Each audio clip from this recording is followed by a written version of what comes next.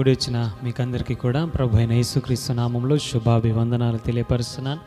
మనం ఒక చిన్న వాక్య భాగాన్ని చదువుకొని మనం వాక్య ధ్యానంలోనికి వెళ్దాం. కొరింథీలకు పౌలు రాసినటువంటి 2వ పత్రిక 4వ అధ్యాయము చివరి వచనం 18వ వచనాన్ని మనము చదువుకుందాం. పౌలు కొరింథీలకు రాసినటువంటి 2వ పత్రిక 4వ అధ్యాయము 18వ వచనాన్ని మనం చదువుకుందాం. ఏలయనగా దృశ్యమైనవి అనిత్యములు, అదృశ్యమైనవి నిత్యములు. చెప్తారా నాతో పాటు ఈ మాట? ఏలయనగా దృశ్యమైనవి అనిత్యములు, అదృశ్యమైనవి నిత్యములు. ఇక్కడ 2 విషయాలను పౌలు భక్తుడు కొరింథీ సంఘానికి నేర్పిస్తూ ఉన్నాడు. నేను ప్రారంభంలోనే చెప్పాను కొరింథీ సంఘం ఎలాంటిదో అని. కొరింథీ సంఘము ఏ ఆత్మవరములలో లోపము లేనిదిగా అన్ని ఆత్మవరములు కలిగినటువంటి సంఘంగా ఉన్నది. చాలా అద్భుతమైనటువంటి సంఘంగా కొరింథీ సంఘము ఉన్నది. దేవుని బిడ్డలారా, అలాంటి సంఘముతో ఈ మాటలు చెప్తా ఉన్నాడు. దేని గురించి మాట్లాడుతూ ఉన్నాడు అని అంటే, దృశ్యమైన వాటి కొరకు, అదేవిధంగా అదృశ్యమైన వాటి కొరకు, అదేవిధంగా అనిత్యములైనటువంటి వాటి కొరకు, నిత్యమైనటువంటి వాటి కొరకు. మన జీవితంలో కూడా ఇవి సాధారణంగా కనబడుతూ ఉంటాయి కదా. మన జీవితంలో కనబడేటివి కొన్ని ఉంటాయి, కనబడనివి కూడా కొన్ని ఉన్నాయని నమ్మాలి. దానినే బైబిల్ గ్రంథం ఏమని సెలవిస్తుంది అని అంటే విశ్వాసము అని అంటా ఉన్నది. దృశ్యమైనవి కొన్ని ఉన్నాయి, అదృశ్యమైనవి కూడా కొన్ని ఉన్నాయి. దృశ్యమైనవి ఏమిటి అని లేఖనం సెలవిస్తుంది అనంటే అవి అనిత్యములు, అంటే నిత్యము ఉండేటటువంటివి కావు. అదృశ్యమైనవి కొన్ని ఉన్నాయి, అవి ఎలా ఉంటాయట? నిత్యముగా ఉంటాయి. మన జీవితంలో మనం ఆలోచన చేసినట్లయితే దృశ్యమైనవి మన జీవితంలో ఏమున్నాయి చెప్పండి? ఈరోజు మన కంటికి కనిపించేటివి చాలా ఉన్నాయి కదా. ఈ ఆకాశము, భూమి, చెట్లు కదా, పర్వతాలు, మన కంటికి అనేకమైనటువంటివి కనిపిస్తూ ఉన్నాయి. వాటన్నిటి విషయంలో మనం ఏమనుకుంటామంటే, అబ్బా ఆకాశం చూడు ఎంత ఉన్నతంగా ఉన్నదో, భూమి చూడు ఎంత విస్తీర్ణం కలిగి ఉన్నదో, ఆ పర్వతాలను చూడండి ఎంత ఉన్నతముగా ఉన్నవో, ఆ సముద్రాలు చూడండి ఎంతటి ఎండలు కొట్టినా సముద్రాలు ఇనికిపోయినటువంటి దాఖలాలు లేవు కదా. నీరు ఇనికిపో ఎంత గొప్ప ఉన్నతమైనటువంటి సముద్రాలు చూడండి. వీటన్నిటి విషయంలో మనం ఇలాగా ఆలోచన చేస్తూ ఉంటాం. అయితే మన కంటికి కనిపించేటటువంటివి, మనకు దృశ్యమైనటువంటివి అవి ఏంటివట? అనిత్యములు, నిత్యము ఉండేటటువంటివి కాదు. ఆకాశాన్ని ఎవరైనా చేయి పట్టి ఇలా జరపగలుగుతారా? దాన్ని లేకుండా చేయగలుగుతారా? భూమిని ఎవరైనా లేకుండా చేయగలుగుతారా? కష్టం కదా, కష్టం.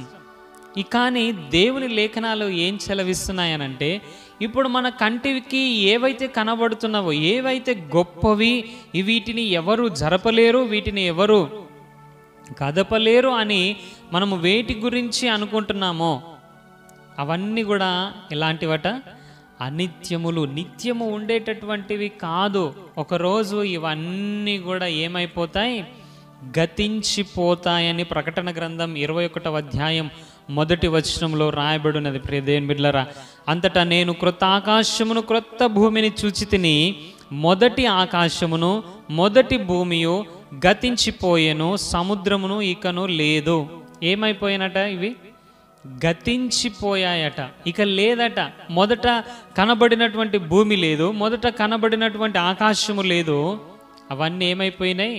గతించిపోయినాయి. క్రొత్త ఆకాశము క్రొత్త భూమిని దేవుడు యోహానుకి చూపించాడట. పద్మాసు ద్వీపములో ఆయన ఆత్మవశుడై ఉన్నప్పుడు ఆయనకు దేవుడు ఆ ప్రత్యక్షతనిచ్చినాడు. క్రొత్త భూమి, క్రొత్త ఆకాశము అవి ప్రస్తుతము లేవు, అదృశ్యంగా ఉన్నాయి. కానీ అవి నిత్యము ఉండేటటువంటివి ఏవో యోహాను భక్తునికి దేవుడు చూపించినప్పుడు ఆయన చెప్తున్నాడు, మునుపున్నటువంటి ఆకాశము లేదు, మునుపున్నటువంటి భూమి లేదు, అవేమైపోయినాయట?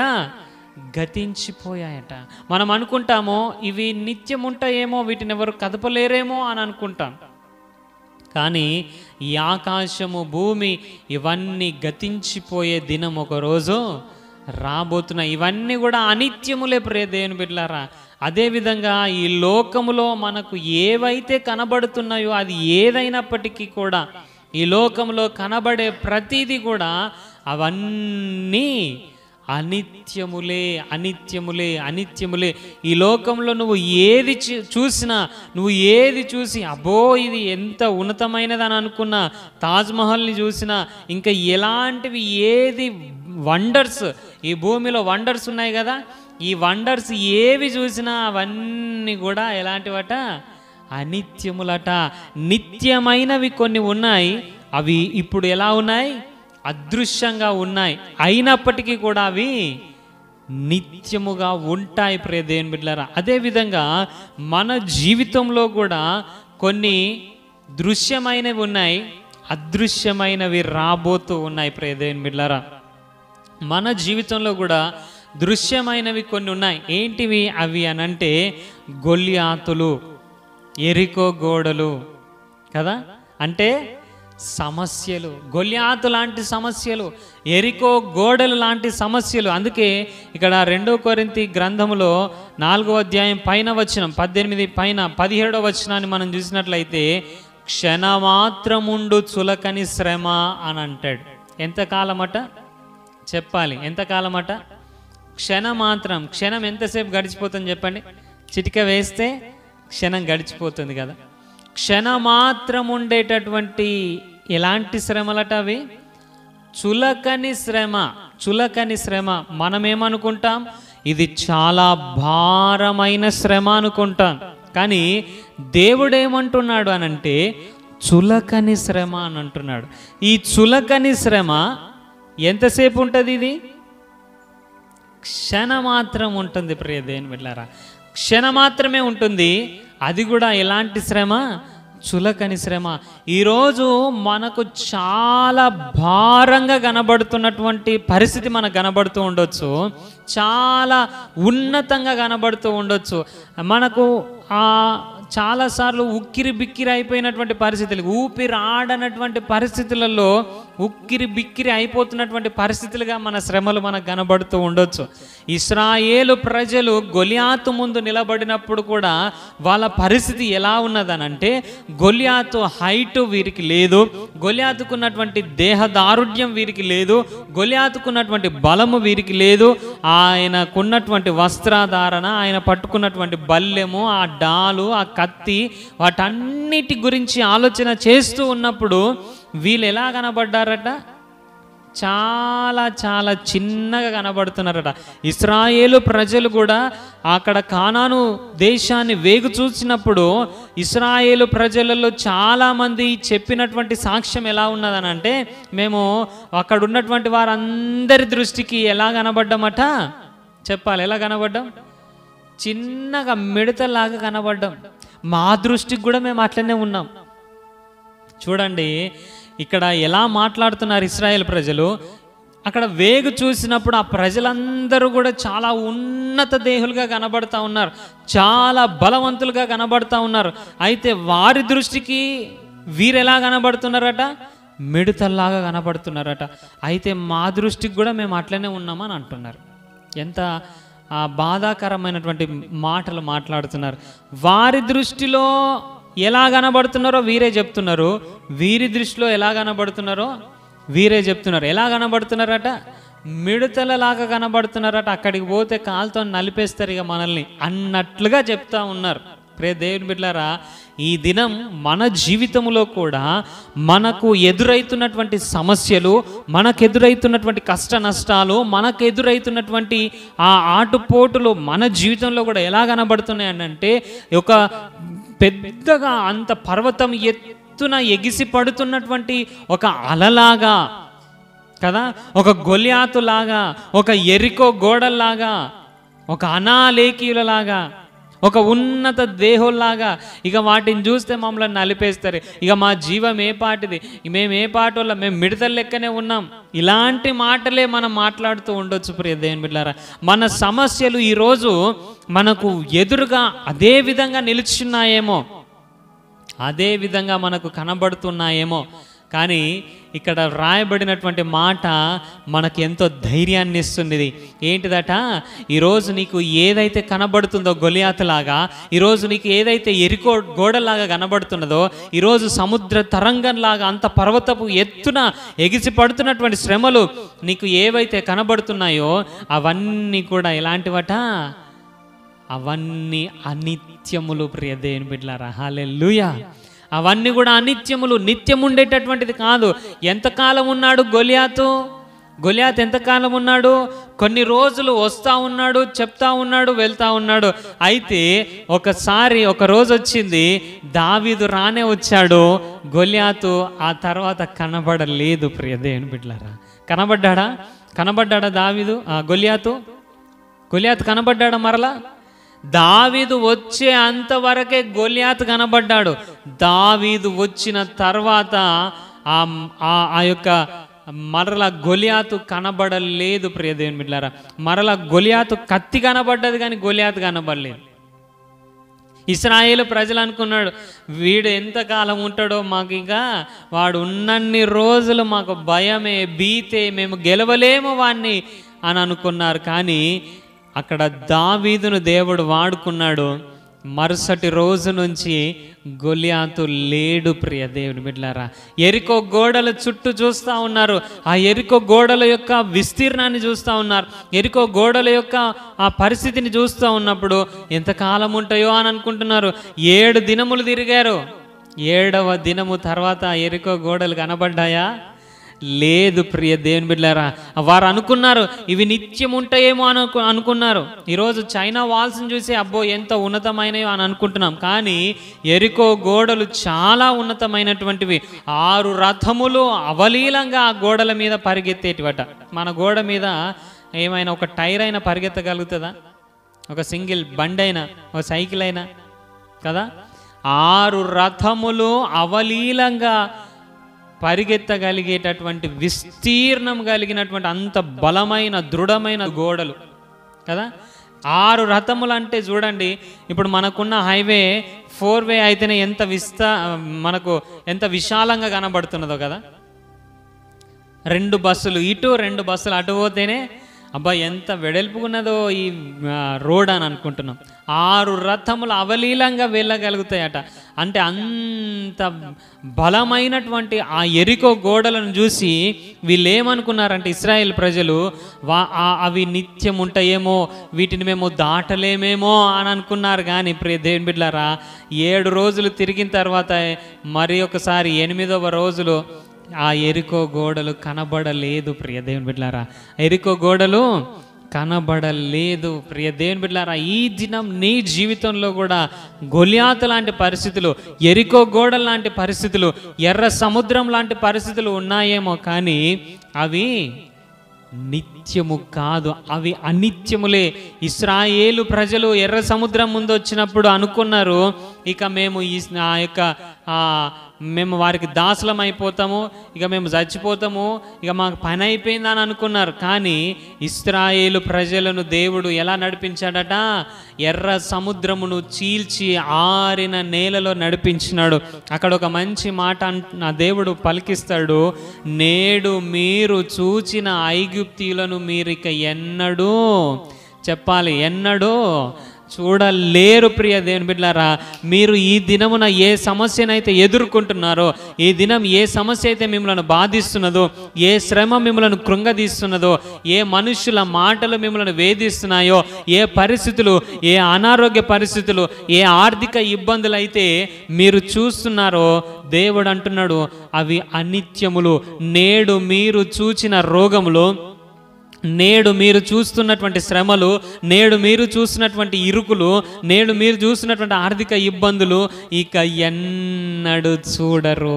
అవి అనిత్యములు. హల్లెలూయా, హల్లెలూయా. ప్రియ దేవుని బిడ్డలారా, అవన్నీ కూడా గతించిపోబోతున్నాయి. ఇక్కడ ప్రకటన గ్రంథంలో రాయబడినట్లుగా అవన్నీ ఏమైపోయినాయట? గతించిపోయాట. అనుకోలేదు వాళ్ళు, ఎప్పుడు అనుకోలేదు. ఎర్ర సముద్రాన్ని దాటుతామని అనుకోలేదు, ఎరికో గోడలను కూలుస్తామని అనుకోలేదు, భయంకరమైనటువంటి పరిస్థితులు వారి ముంగట తలదించుకుంటాయని అనుకోలేదు. అవన్నీ నిత్యం ఉంటాయేమో, వాటిలోనే మేము నశించిపోవాల్సిన పరిస్థితి వస్తుందేమో అని అనుకున్నారు. కానీ అవన్నీ ఎలా మారిపోయినాయి?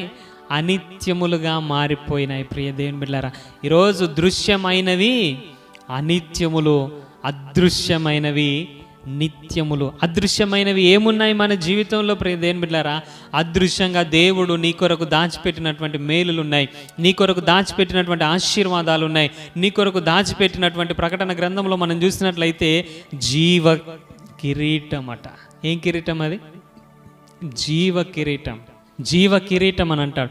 జీవ కిరీటము ఈరోజు నీకు కనబడతలేదు కావచ్చు, కానీ నువ్వు జయించగలిగితే, నీ పరిస్థితిని నువ్వు జయించగలిగితే, నీకున్నటువంటి పరిస్థితిని నువ్వు జయించగలిగితే దేవుడు నీకు ఏమిస్తాడట? జీవ కిరీటం ఇస్తాడట. అదేవిధంగా అంటాడు, మరుగైన మన్నాను భుజింపనిస్తాడట. ఈరోజు నీకు కనబడతలేదు కావచ్చు మన్నా, జీవాహారం నీకు కనబడతలేదు కావచ్చు, ఈరోజు నీకు జీవ కిరీటం కనబడతలేదు కావచ్చు, కానీ అది అదృశ్యంగా ఉన్నప్పటికీ కూడా అవి ఎలా ఉంటాయట? నిత్యమైనవి. జీవ కిరీటం అనేది నిత్యమైనటువంటిది, మరుగైన మన్నా అనేటటువంటిది నిత్యమైనటువంటిది. ఇక నీకు ఏమాత్రము మరణము లేదు ప్రియ దేవుని బిడ్డలారా. జీవ వృక్ష ఫలమున్నదట. ఇంకా ఏమున్నది? జీవ వృక్ష ఫలము భుజింపనిత్తును అని అంటాడు. అది ఎలా ఉన్నది? ప్రస్తుతానికి అదృశ్యమైనదిగా ఉన్నది కావచ్చు, కానీ అది ఉన్నది. జీవవృక్ష ఫలము నీ కొరకు ఉన్నది. అది ఎలాంటిది? నిత్యమైనటువంటిది. పరలోకం ఉన్నది. అది ఎలాగున్నది? ఇప్పుడు అదృశ్యమైనదిగా ఉన్నది. ఈ దినం మనం పరలోకాన్ని చూడకపోవచ్చు, ఆ జీవ కిరీటాన్ని మనము చూడకపోవచ్చు, మరుగైన మన్నాన్ని చూడకపోవచ్చు, జీవవృక్ష ఫలాన్ని మనము చూడకపోవచ్చు, దేవుడిచ్చే ఆ క్రొత్త పేరుని మనము చూడకపోవచ్చు, కానీ అదృశ్యంగా ఉన్నవి అవన్నీ కూడా నిత్యమైనవిగా దేవుడు మనకి ఇవ్వబోతున్నాడు. హల్లెలూయా. ఈ నూతన సంవత్సరంలో అడుగుపెట్టినటువంటి మనతో దేవుడు వాగ్దానం చేసి మాట్లాడుతూ ఉన్నాడు, దృశ్యమైనవి అనిత్యములు. ఈరోజు నీకు కనబడుతున్నవన్నీ కూడా నువ్వు ఏదో వాటిని బట్టి కృంగిపోవటానికి వీలు లేదు, బలహీనపడటానికి వీలు లేదు. అవన్నీ కూడా అనిత్యములుగా ఉన్నాయి, నిత్యమైనవి ఇప్పుడు అదృశ్యంగా ఉన్నాయి, నీకు కనబడతలేవు కావచ్చు, కానీ అవి నిత్యం ఉండబోతున్నాయి. నీకు జీవ కిరీటము నిత్యం ఉండబోతుంది, నీకు మరుగైన మన్నా నిత్యం ఉండబోతుంది, నీకు జీవవృక్ష ఫలము నిత్యం ఉండబోతుంది. ఆ పరలోకంలో దేవుడిచ్చే క్రొత్త పేరు నీకు నిత్యము ఉండబోతుంది. ప్రియ దేవుని బిడ్డలారా, మరొకసారి జ్ఞాపకం చేస్తున్నాను, మునుపున్న ఆకాశము లేదు, మునుపున్నటువంటి భూమి లేదు, మునుపున్నటువంటి సముద్రము లేదు. అవి ఏమైపోయినాయి? గతించిపోయినాయి. 2024 సంవత్సరం ఇప్పుడు కనబడుతుందా? లేదు ప్రియ దేవుని బిడ్డలారా, 2024 సంవత్సరం గతించిపోయింది. నీ జీవితంలో కూడా సమస్యలు అదే విధంగా గతించిపోబోతున్నాయి. అవి అనిత్యములు. ఈరోజు నువ్వు ఏ శ్రమ, ఏ ఇరుకు, ఏ ఇబ్బంది గుండా ప్రయాణం చేస్తున్నావో, ఏ అంధకార లోయ గుండా నువ్వు నడిపించబడుతున్నావో నాకు తెలియదు, కానీ అవి నిత్యములు కావు ప్రియ దేవుని బిడ్డలారా, నిత్యములు కావు. అవన్నీ కూడా అనిత్యములే. దృశ్యమైనవి అన్నీ కూడా అనిత్యములే, అదృశ్యమైనవి కొన్ని ఉన్నాయి నీ జీవితంలో. దేవుడు నీ కొరకు దాచిపెట్టాడు, అవి నీ కొరకు నిత్యము ఉండబోతున్నాయి. అంధకార లోయ అనేటటువంటిది నిత్యము ఉండేటటువంటిది కాదు ప్రియ దేవుని బిడ్డలారా. అంధకార లోయ దాటిన తర్వాత దేవుడు ఏం సిద్ధపరిచాడు అనంటే, శత్రువుల ఎదుట భోజనాన్ని సిద్ధపరిచాడు.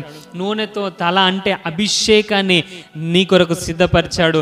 చిరకాలం, అక్కడ అంటాడు 23వ కీర్తనలో, చిరకాలము నేను యెహోవా మందిరములో నివాసము చేసేదను, కృపాక్షేమములే నా వెంట వచ్చును అని అంటాడు. ప్రియ దేవుని బిడ్డలారా, ఎస్, ఈ దినము నీకు కనబడుతున్నటువంటి అంధకార లోయ దాటిన తర్వాత అవి అనిత్యములే అని జ్ఞాపకం చేసుకో.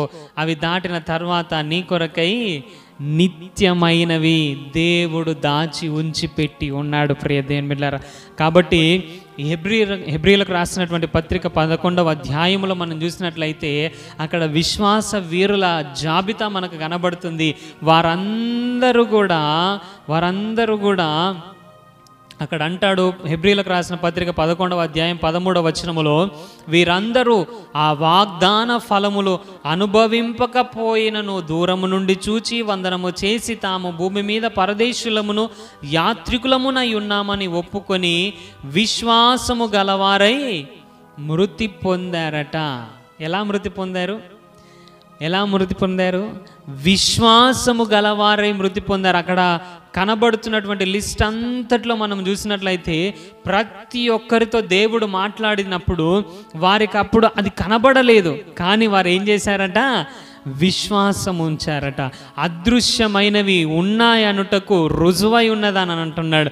ఎస్, ఈరోజు నీ కంటికి కనబడటం లేదు కావచ్చు ఆశీర్వాదం, నీ కంటికి కనబడతలేదు కావచ్చు విడుదల, నీ పరిస్థితి నుంచి నీకు విడుదల రాదని నువ్వు అనుకుంటున్నావేమో, నీ సమస్య నుంచి నీకు విడుదల రాదని నువ్వు అనుకుంటున్నావేమో, నీ కంటికి అసలు కనుచూపు మేరలలో ఏ ఆనవాలు కూడా విడుదలకు అసలు కనబడతలేదేమో, కానీ ప్రియ దేవుని బిడ్డలారా, నీ కనుచూపు మేర అవతల అదృశ్యమైనవి కొన్ని ఉన్నాయి. అవి నిత్యముగా దేవుడు నీకు ఇవ్వబోతున్నాడు. ఆ ఆశీర్వాదాలు నిత్యముగా దేవుడు నీకు ఇవ్వబోతున్నాడు. ఈ విశ్వాస వీరులందరూ కూడా వారు అప్పుడు చూడలేదు, వారి కంటికి అవి కనబడలేదు, కానీ వారు అనుభవింపకపోయినా, వారు చూడకపోయినా, వారు వందనము చేసి వారు పరదేశులు యాత్రికులమై ఉన్నామని గ్రహించి ఒప్పుకొని వారు ఎలా మృతి పొందారట?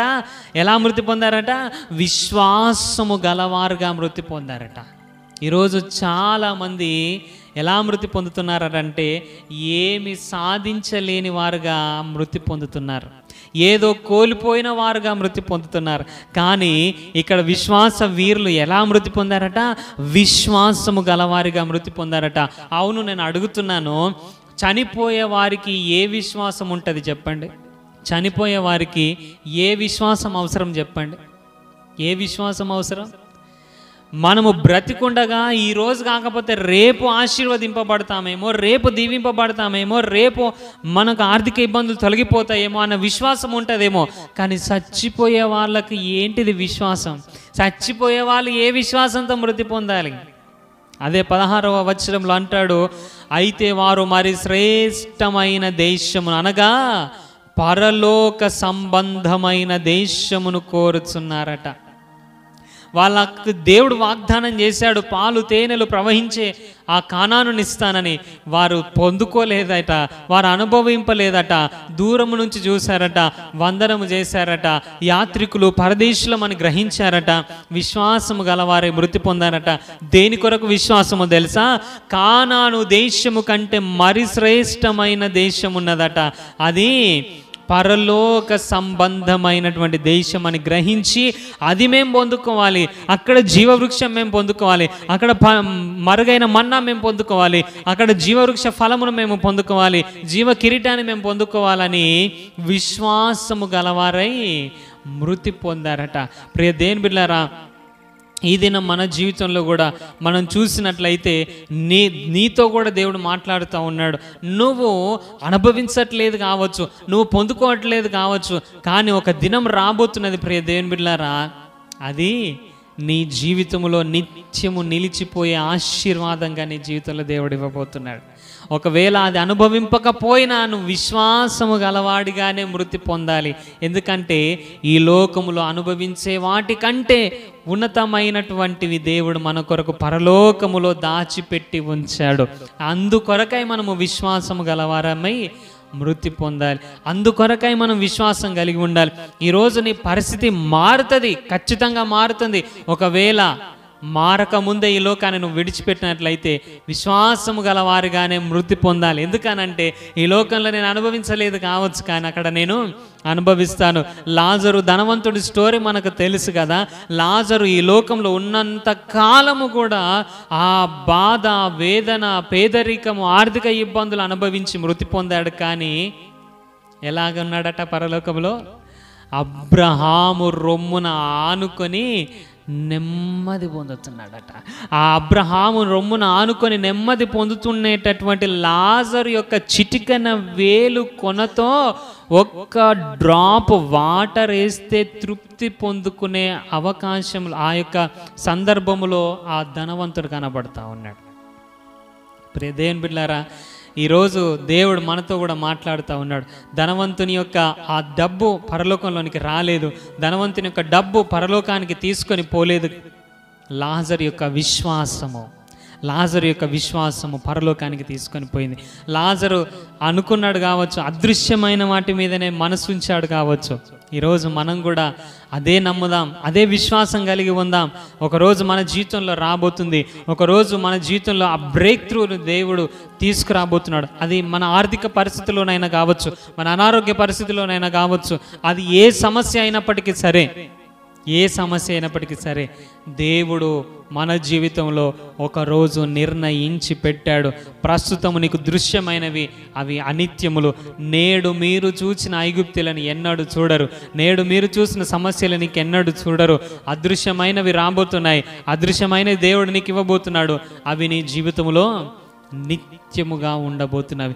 ఏది భారమని తలంచుచున్నావో, ఏది నాకు ఇది నేను భరించలేనని నువ్వు అనుకుంటున్నావో, అవి అనిత్యములే. అవి నిత్యమైనటువంటివి కాదు ప్రియ దేవుని బిడ్డలారా, అవి నిత్యం ఉండేటటువంటివి కాదు. నువ్వు అనుకుంటున్నావేమో ఇది నిత్యం ఇట్లనే కొనసాగుతుందేమో, నా జీవిత కాలం అంతా ఇక ఇదే కావచ్చు, నా జీవితం అంతా కూడా ఇక ఇదే వేదన కావచ్చు, నా జీవితం అంతా ఇదే బాధ కావచ్చు, నా జీవితం అంతా ఇదే దుఃఖం కావచ్చు అని నువ్వు అనుకుంటున్నావేమో. దేవుడు అంటున్నాడు అవి అనిత్యములే, నిత్యమైనటువంటివి కావు ప్రియ దేవుని బిడ్డ. ఆ నీ కొరకై నిత్యమైనటువంటి మేలులు, దీవెనలు, ఆశీర్వాదాలు ఉన్నాయి. అవి ప్రస్తుతం అదృశ్యంగా ఉన్నాయేమో, నువ్వు విశ్వసించగలిగితే నువ్వు వాటిని పొందుకుంటావు. విశ్వాసము గలవారై మృతి పొందారు, మనము కూడా విశ్వాసము వారమై మనం అవన్నిటిని కూడా పొందుకుందుముగాక. ప్రియ దేవుని బిడ్డలారా, మరొకసారి నేను జ్ఞాపకం చేస్తున్నాను, ఈ దినం నీకు ఏవి భారంగా తలుస్తున్నావో, నీకు దృశ్యంగా ఏవైతే కనిపిస్తున్నాయో, నీ శ్రమ, ఇరుకు, ఇబ్బంది, అనారోగ్యం, ఏ సమస్య అయినా అవి అనిత్యములే. నిత్యమైనవి కొన్ని ఉన్నాయి, అవి ఇప్పుడు ప్రస్తుతానికి అదృశ్యంగా ఉన్నాయి, కానీ అవి నిత్యం ఉండబోతున్నాయి నీ జీవితంలో. అవి దేవుడు నీకు అనుగ్రహించబోతున్నాడు. కాబట్టి విశ్వాసము గలవారమై వాటిని మనము పొందుకుందుము గాక. అట్టి కృప దేవుడు మనకు అనుగ్రహించి నడిపించును గాక. వినవాక్యాన్ని బట్టి చిన్న మాట మనము ప్రార్థన చేసుకుందాం.